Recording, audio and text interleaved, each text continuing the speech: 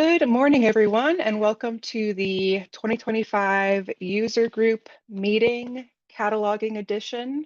I'm going to hand things off to Danielle Davis, the Technical Services Librarian for York County Libraries and our Cataloging Committee Chair. Good morning, everyone. We're really pleased today to have a really incredible presentation.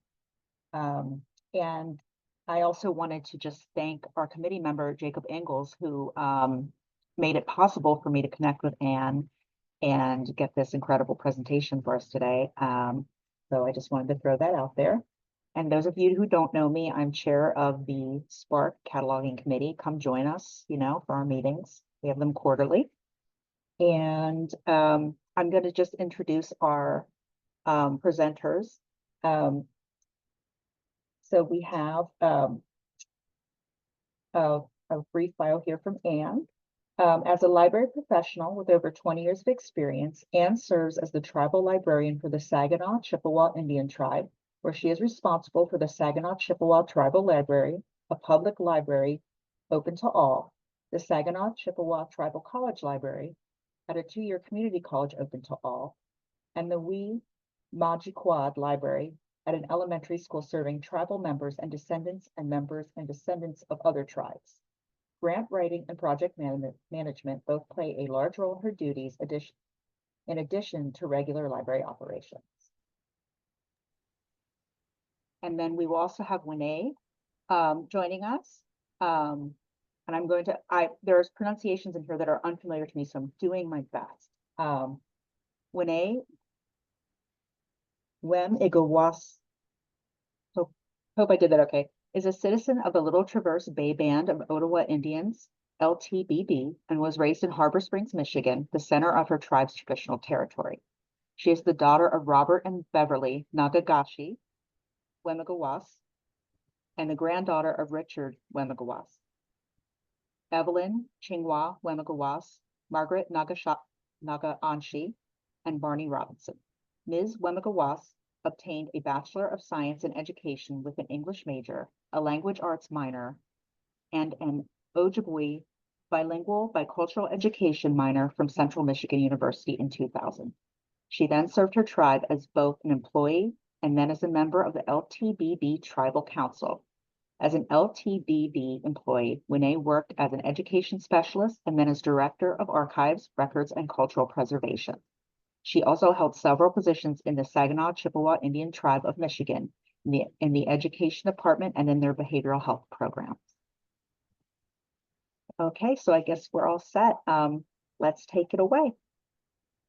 Thank you so much. I'm going to share my presentation here with everyone. And please do let me know if there are any issues with seeing anything. As Danielle so graciously introduced us, my name is Anne Heidemann, and I do serve as the tribal librarian for the Saginaw Chippewa Indian Tribe. I am going to hopefully be joined by Winnie here in a little bit. She works for the tribe in a capacity where she's stationed in the public schools locally. So as we all know, in elementary school, sometimes things happen and you don't get to your desk when you expected to. So I'm sure that's the case this morning. But I will just forge ahead and, hopefully she'll be able to jump in at the time when she normally would. So, as Danielle mentioned, I am serving in 3 different types of libraries on a daily basis, and it's kind of a very unique position. It's a small community, and each of these libraries are quite small. The Weemajiquad just got built last year, so I need to replace this with an actual photo now that the building is really there. It's myself as the tribal librarian, and then we have 2 library assistants. And so it's a very small staff. And as of right now, with these 3 locations, we don't really get to be in the same place at the same time very often, which, as you can imagine, makes it fun. But we're, good at communicating in other ways. this summer, we are actually going to be moving the tribal library that you can see on the left here into the tribal college library and making it a combined tribal college and public library. That's a model that many tribal colleges and universities use. And the building that the tribal public library is currently in is as old as I am and is being decommissioned. So we are kind of going to be the last ones to get out of there. But I've been in this position for the last 11 years. And as I've learned more about the culture and the community that I'm serving, the more that I recognize that the systems that we were using were not sufficient for accurately describing and providing access to Native topics. And in some way, were actually inherently damaging to Indigenous peoples. They're not reflective of Anishinaabe values and ways of knowing. And, you know, we all know that language and labeling are not neutral. Values and valuation are embedded in the words and symbols that we use when we organize things. So the way we structure our knowledge shapes our understanding of everything that we conceive. Our worldview is molded by how we organize it. What kind of power do we have as catalogers and librarians, right? But those Western organizational systems are flawed in so many ways that just reflect the biases and limitations of the people who created them. You know, even in his time, Melville Dewey was known to be a serial sexual harasser of women, and his anti-Semitic, anti-Black, and white supremacist views were reviled even by his contemporaries in that time. So I do have a little bit of vocabulary that I'm going to share. There are a lot of concepts related to Native nations and peoples that are just not super well known. You know, like I certainly didn't learn about them in my education, although I am, you know, over 50, but I just like to start off with kind of a baseline of info so that we can all share the same basis of that information. So at the most granular level, when you're talking about a Native individual, would be the specific tribe or band that person is affiliated with. The Saginaw Chippewa Indian Tribe of Michigan, which is a sovereign nation and has a treaty-based nation-to-nation relationship with the U.S. government. We hope they will recognize that at the federal level. So if you picture a circle with smaller concentric circles inside, this would be at the center. At the next level would be Ojibwe, which would include all the individual Ojibwe tribes, which would include Saginaw Chippewa, where I serve, but also the Sault Ste. Marie tribe of Chippewa Indians and many others. At the next level would be Anishinaabe, which includes the three fires, which are Ojibwe, Odawa, and Potawatomi. Anishinaabe encompasses all the tribes within each of those three groups. And then the final level would be Indigenous or Native, which includes not only Anishinaabe people, but all other Indigenous peoples. So in 2018, excuse me, I saw the IMLS National Leadership Grant opportunity announced, and I started writing the initial round proposal for this project. I really didn't know what it was going to look like or what the outcomes would be, so writing that proposal was a little bit of a challenge compared to a lot of the other projects that I've written and administered.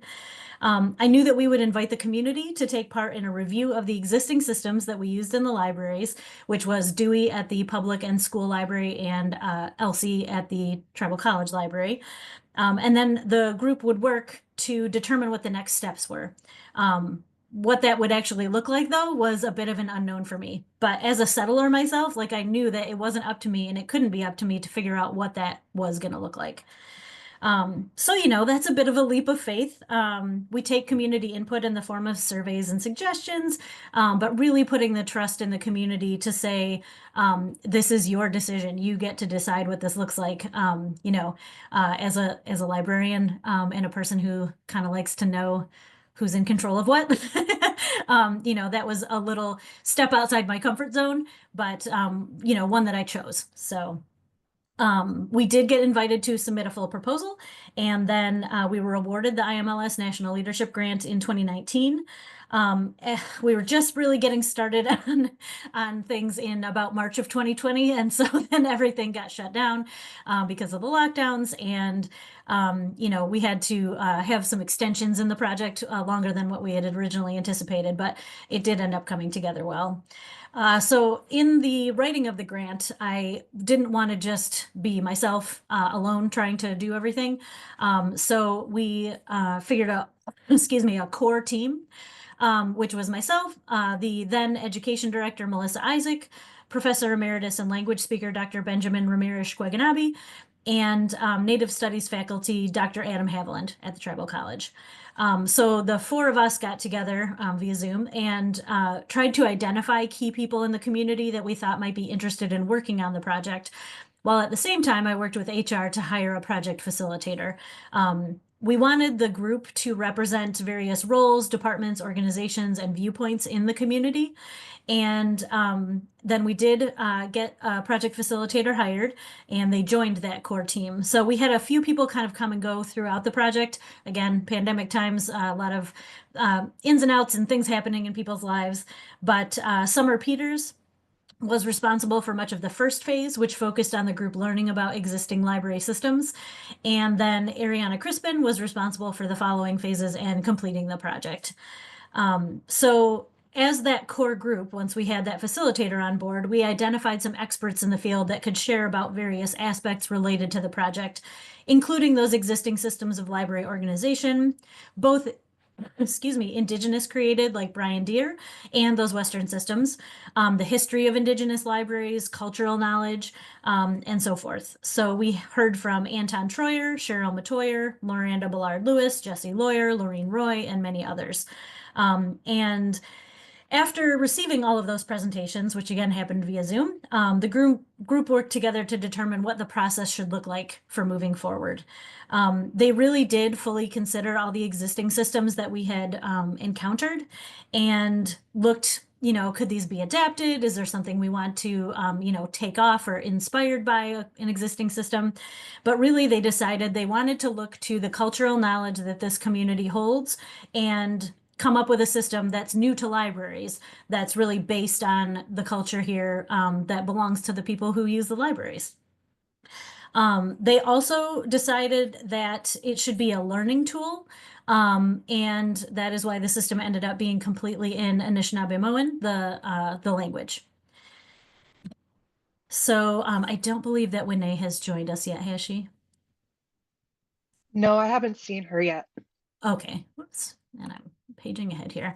So the process for the work group, really, this process, we had a few meetings where everybody was kind of like, well, I'm not sure, what about this, what about that? But then we decided, okay, it's time to go to the teaching lodge. And there was food and fire and traditional teachings. And that really grounded the work in those traditional ways of knowing and centered the culture. And that's when things really took off, kind of. The group also looked to the Mishomis book by Eddie Benton Benet, who, and that book documents the history, traditions, and culture of Anishinaabe people through stories passed down through generations. The group started with the kind of systems that already exist in this culture, such as the clan system and the 7 grandfather teachings, and looked around and decided that the original clan system was probably the framework that was going to work best for organizing library books. As an Anishinaabe person living in a community, that person would belong to a clan through their family and kinship ties, and they would have certain responsibilities that would go along with belonging to that clan. So the group started to look at books, and at this point it was sort of a trying things out, see how it looks. And one person excuse me, would read the book description from the jacket flap, and then the group would sort those books into piles through their discussion. It wasn't always immediately clear where a book would fit into the system, but through this process of looking around and moving things from one pile to another, they compiled a list of subcategories for each clan as they went. Winnie, as one of the group members, she had said in a meeting, she said, okay, if we took all the books from the library, put them in the back of a truck, and pulled it up to the teaching lodge and said, we got to find a home for all these books, where would we put them? So that really led to that use of the original clan system. But another consideration was there is certain cultural knowledge that is for everyone to know, like including people like me as settlers. But there's some cultural knowledge that is not for everyone to know. And the group really wanted to be mindful of that and take that into serious consideration so that they would, be sharing things that it's okay to share. as libraries that are open to the public, we have anyone using the libraries. So we want everything that's in there to be okay for everyone to know. And the Mishomis book, having been published decades ago, is very public knowledge. And so those 7 original clans that are represented there are a layer of knowledge that works for this system. It's not all there is to know about that, but it's what this group chose for everyone to be able to know. There we go. So this project was really driven by those community values and priorities. The cultural teachings in phase 1 provided some of that background library information, because none of the community folks who participated in this have a library background. They're all library users and library supporters, but not folks who have ever had any kind of formal training in library work. So they all brought their own understandings of both libraries and what they've been taught. And they really worked to center that Anishinaabe understanding and Anishinaabe-Moan, the language, throughout the project. One of the core values in the community is intergenerational teaching and learning. So it was really important that that what they created be understandable and appealing for all ages and stages. And the system is based in respect for different views. It's based in Anishinaabe ways of knowing, but it does not exclude or devalue any other culture.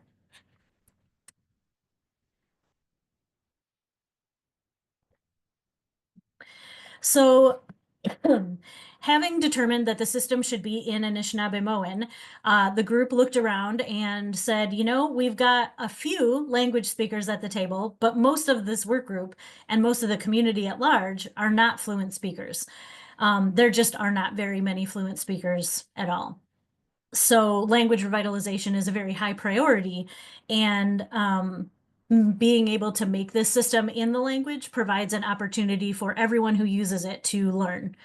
And having it be a teaching tool was one of their guiding forces. Many of the group members are educators, and education is just a very high priority in this community. That clan system and the understanding of those roles and responsibilities is core to this community. So it has a level of knowledge that is going to be at least a little bit familiar to most of the people who use the libraries. And not everyone in the community is super culturally connected, and that's okay, because this is a starting point and hopefully reinforces what they're learning or may eventually learn, in other aspects of their lives.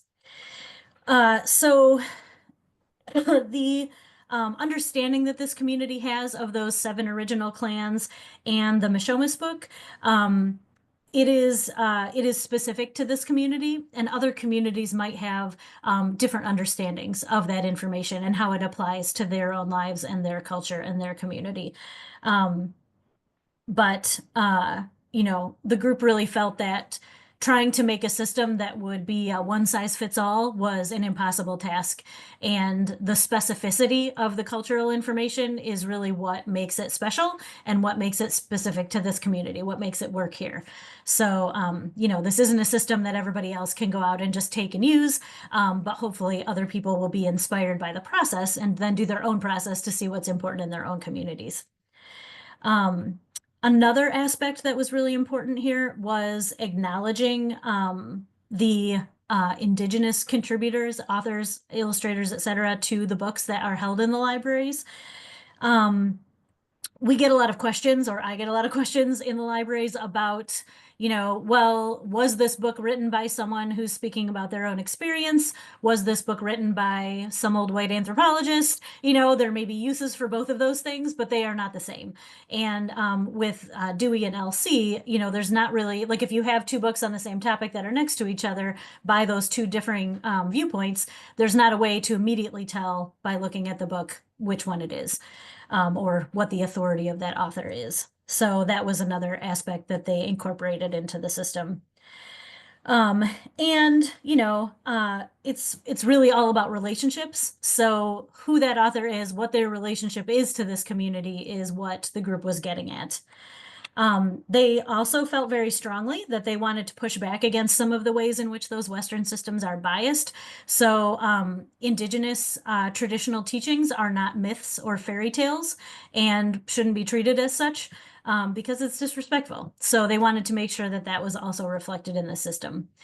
And they emphasized that all creation stories should be given equal respect. You know, one is not better or superior to another. One is not more true than another. They are all whatever is true for any individual in terms of the creation story that they believe in, that is should always be treated equally.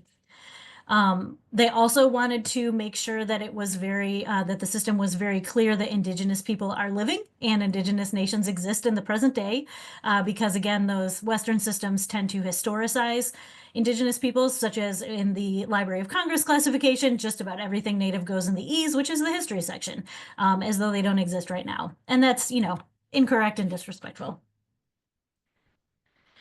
So this is a snapshot of Maawn Doobiigeng, which means gather together. And, you know, gathering together like we do in the libraries, but also like the books do on the shelves. Like books can be found with each other in a way that makes sense. So the grant actually allowed us to put out a call to local artists to create artwork icons for the 7 original clan animals, which you can see here.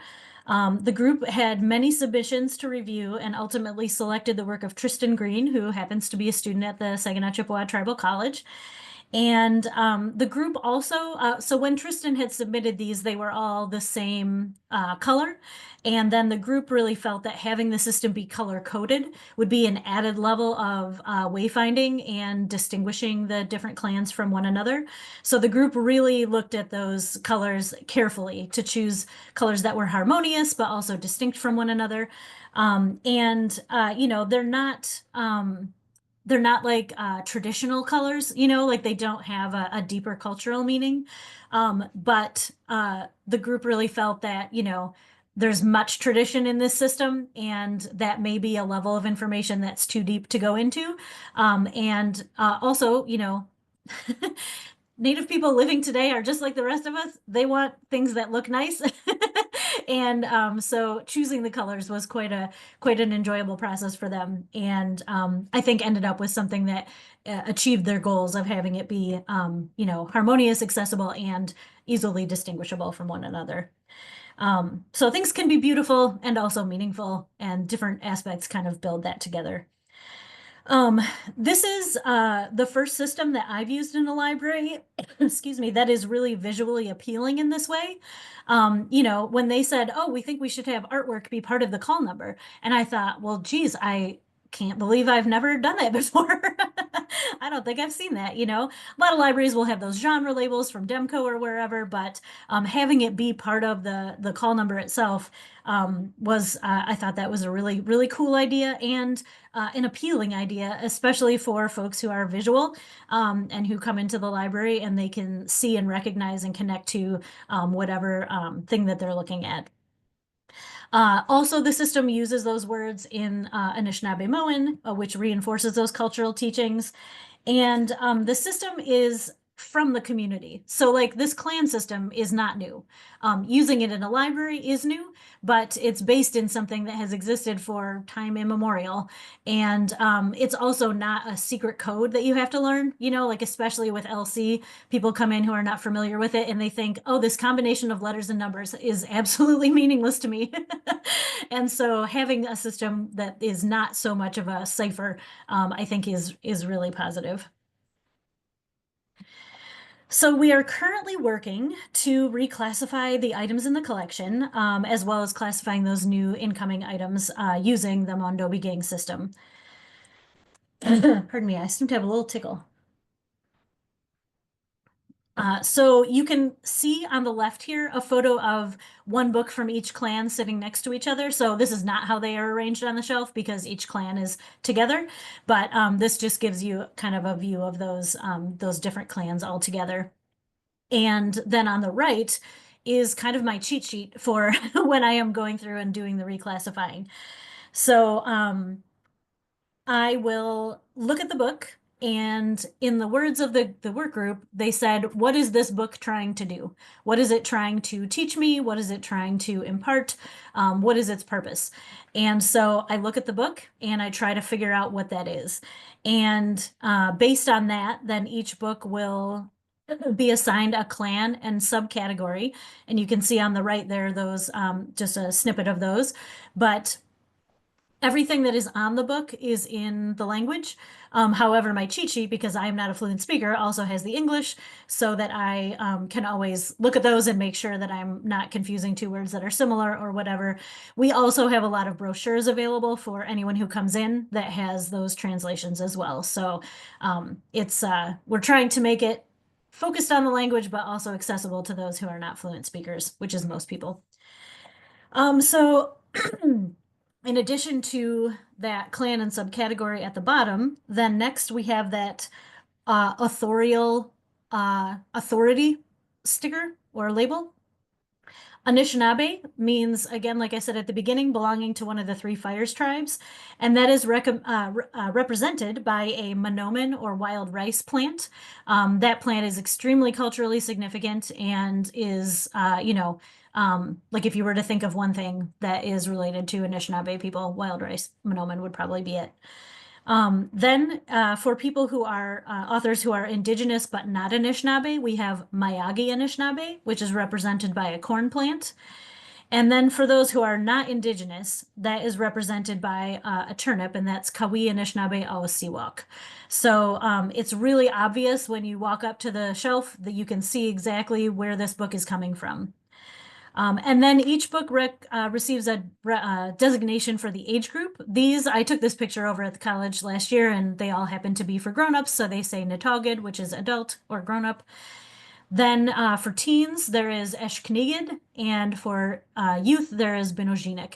So those three are age categories that are pretty widely used in most public libraries, and they really made a lot of sense to the group, and they decided to stick with those three age categories to help people find, the age that they're looking for.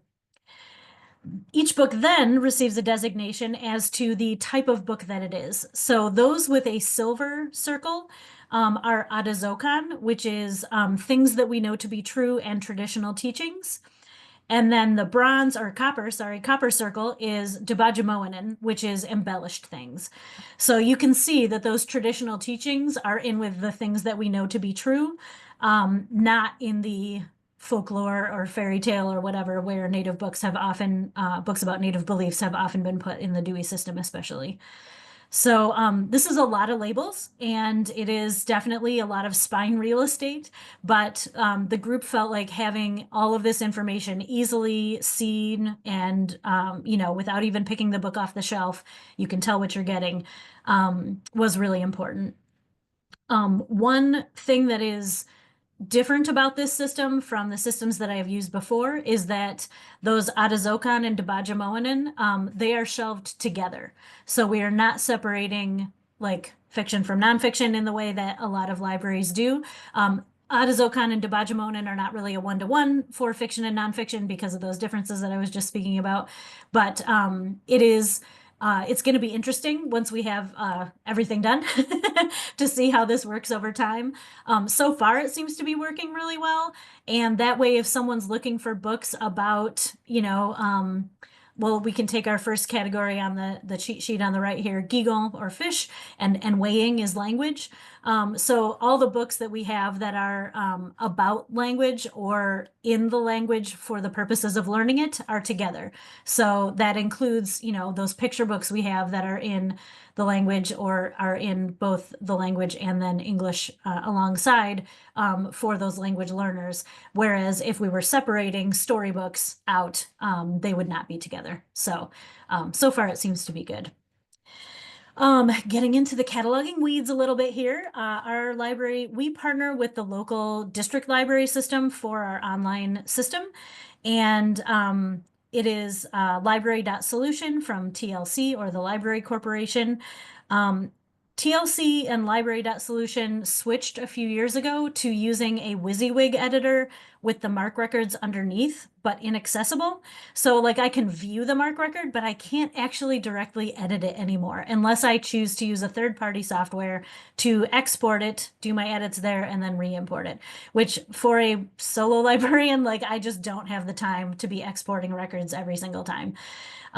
So it is frustrating to me that this is a decision that TLC has made for us. I understand the desire for the WYSIWYG editor, and I do think it's useful, especially for like copy cataloging and things like that. But just let me edit the MARC record. I know what I'm doing. And I think a lot of catalogers feel the same way.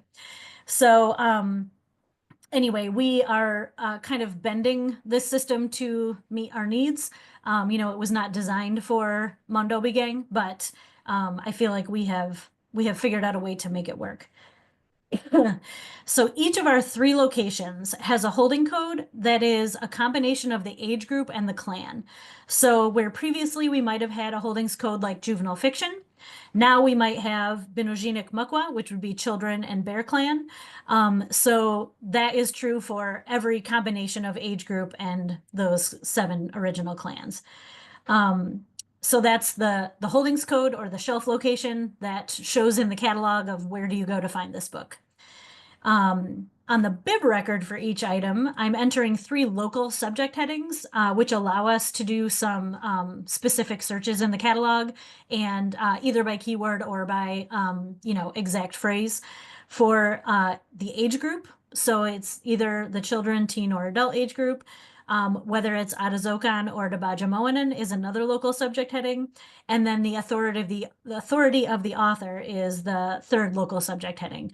So that way, you know, if I want to do an advanced search in the catalog and say I'm looking for this keyword and I only want those Anishinaabe authors, I can do that pretty easily and get that that narrowed down list of what I'm looking for. I will complete these changes to any item in the catalog, and then I actually just take a screenshot of those 3 local subject headings, print it on the receipt printer, since that's available on every station we have for staff, and then I write down the clan and subcategory on the top of it and slide it in the book and then hand it off to the library assistants who relabel those items using all of our beautiful Maawn Doobiigeng labels, which we do print all of these in-house. So, you know, it's, you know, just your standard call number label paper. Then the silver and copper circles, we did order those online. So those are not something that we're creating in-house. As I am doing any given item that is in front of me, if there are other copies of it elsewhere in our system, I will write down those call numbers, and that way the library assistants can go find those, and we're doing all of it at once, because I was like, I literally have more than 20,000 records that I need to edit, so I'm only touching them each once. This is, you know, a huge endeavor, especially for such a small staff as we have, and I want to be as efficient about it as possible. I will say that though the 2 library assistants are members of the tribe, none of the 3 of us are fluent language speakers, so we are really learning a lot as we go. And you know, if you encounter me cataloging, you will hear me practicing saying the words out loud so that I can really ingrain those in my own memory. And, you know, the language is a basic part of our library services. You know, when someone comes in, we greet them in the language. When someone leaves, we wish them well in the language. We have signage already in the language. So it's really incorporating the language and culture is something that the libraries have been doing since before I started there. But this really just kind of takes it to another level. And as I said, we have a lot of brochures that we're sharing, and you know, we're currently in the midst of this move, but we will have some large posters and that kind of thing that will also help guide people to the different sections once they are where they're going to end up being. So we have had really amazing support from the community for excuse me, both the project itself and the work it's taking us to implement it. This is an article from last summer about the system when we kind of unveiled it, and from the Tribal Observer, which is the tribal newspaper here. We are also happy to share with other libraries and library workers like you. You know, we really are excited that other people are interested to learn what we're doing. And as I mentioned earlier, I really hope that a lot of communities will kind of look at their own systems and talk to their community members about what works for you, what doesn't work for you.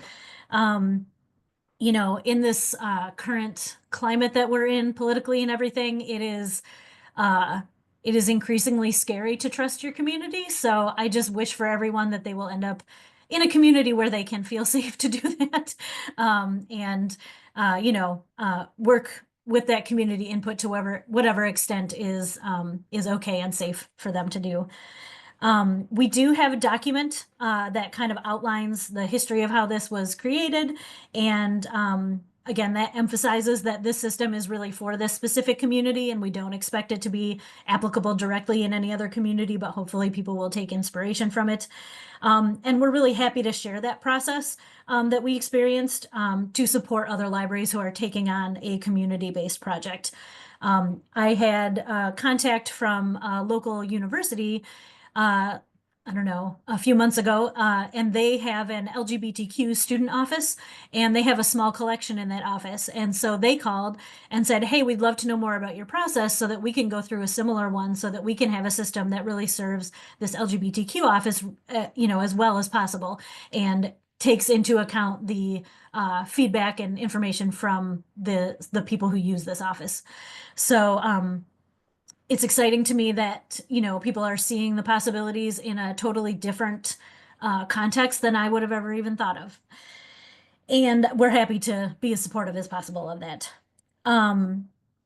We are also kind of just celebrating the, excuse me, the huge amount of community energy that went into this. You know, this project ended up lasting from 2019 into 2024. You know, pandemic reasons for all those extensions, but the people who worked on the work group, they really put in a huge amount of time and thought and consideration to making their libraries the best place they can be. And that is amazing and awesome, and I love it. I feel so grateful to get to work in a community that that has that kind of support for their libraries. So I will say miigwech. Thank you. Hopefully I've left some time for questions here, and I will stop sharing so that anybody can jump in with a question if you would like to. Thank you so much, Anne. Yeah, we do have about 20 minutes for questions if anybody would like to put a question in the chat or unmute. I have a brief question. I was just wondering, I could kind of see that it was kind of like a 5-year process there between 2019 and 2024. But what would you say kind of took the longest or was the most difficult part of the process? Definitely the unknowns of the pandemic. You know, like we literally were doing interviews for the project facilitator, and then we got shut down with the lockdowns. So it really felt like a huge grinding halt to any momentum that we had built up so far. And, you know, there are always bureaucratic hurdles. You know, I mean, I work for a government. It's the same as working for any government.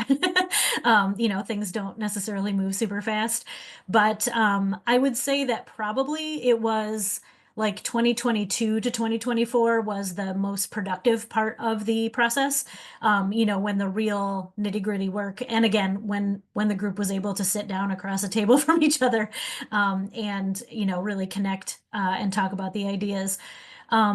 I will say one part of it that was less challenging than I expected, or than I feared, I guess, because I didn't really know what it would look like, was the way that the group worked with each other to build consensus. And this is something that is traditional for this community, but I guess I had never really seen it in action before, of a group coming together around a table and bringing their own experiences and saying, well, you know, I was taught this, and someone else was saying, oh yes, and I was taught this, and, you know, just talking it out and coming to an agreement that everybody was happy with. That was amazing. And I feel like our world needs more of that at a larger level.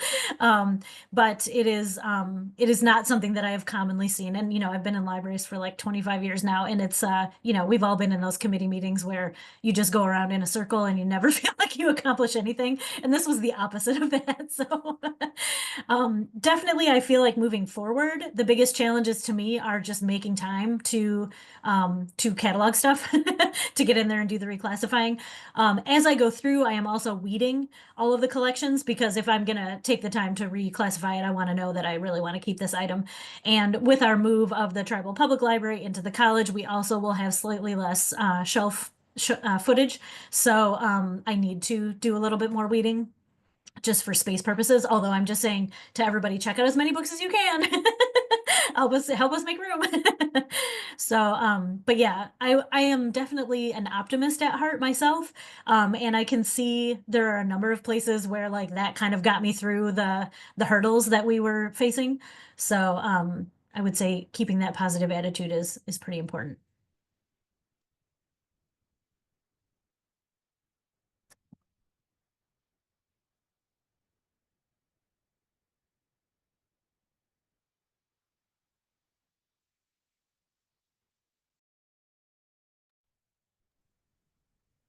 Any other questions? I can also turn the recording off.